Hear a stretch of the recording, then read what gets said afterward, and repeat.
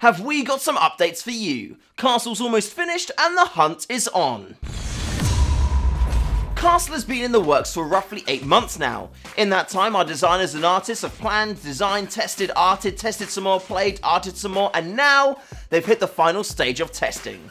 To give you a bit more of a look at the process behind Castle, I had a chat to some of the devs. Working on Castle has been a very creative process.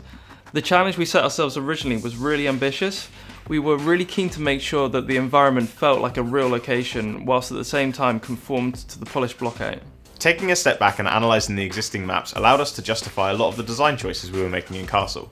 We have a better understanding of how competitive play thrives and suffers in the existing maps, and we're able to incorporate a lot of these learnings in Castle. Everyone got pretty inspired by this map, and we pushed it further in terms of in-game events. We have exploding walls, exploding gates, exploding ravens, exploding everything. You really get the sense that Jackal has caught the CDA off guard with their attack in this map. In it, you'll be hijacking a CDA EV, bypassing a flooded gas moat, and stealing a reactor core. This unique sense of narrative in the map is extremely interesting and should add that extra bit of flavour. Castle's environment really sets it apart from other maps. Architecturally, it's very different from other buildings and structures we've created before.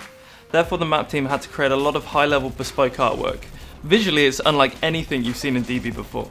One of my favourite parts of watching a competitive DB match is the swing which happens when defenders make poor tactical choices, allowing the attackers to build momentum.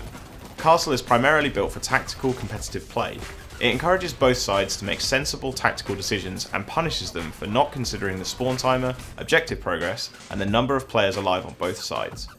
What's the release date, you may ask? Well, that's still under wraps for now, but you'll be wreaking havoc on Kobold streets well before Santa makes his annual visit, as Castle will be releasing later this year.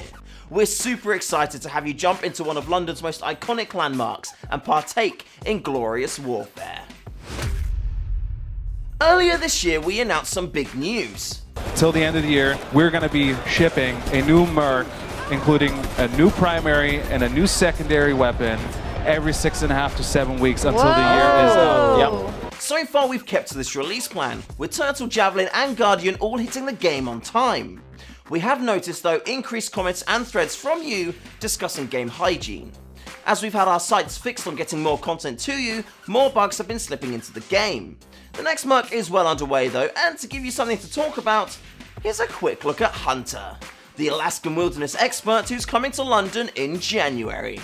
We want Hunter to be the best he can be, so we're going to take a little extra time on him, and at the same time, we're going to be tidying up the game between now and his release. This week, Stimpy's showing off their skills in their gloriously named frag video, Random Pub Montage. But don't let the title fool you, the number of headshots is too damn high, so give it a watch and enjoy. OCB's World Cup is starting to near its climax as the semi-finals kicked off this week. If you want to stay on top of what's happening and watch some epic Dirty Bomb gameplay, then head over to their Twitch channel, get following, and turn those juicy notifications on too. Last week, the most reported issues were Extra Credit Weekend, Matchmaking, and Belgium. For Extra Credit Weekend, some of you have been posting on the forums and Reddit as you felt the event wasn't functioning correctly. I can confirm the event was working as intended, but the signaling of the bonus credits you earned was not good enough.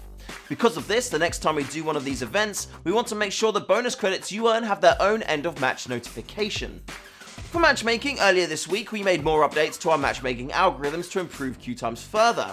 And for Belgium, we do not have any concerns about the current lootbox headlines, but we do have some interesting news coming about the loadout card system. So stay tuned as more information will come over the next 2 weeks. Castle's looking pretty cool, but so is the Christmas event.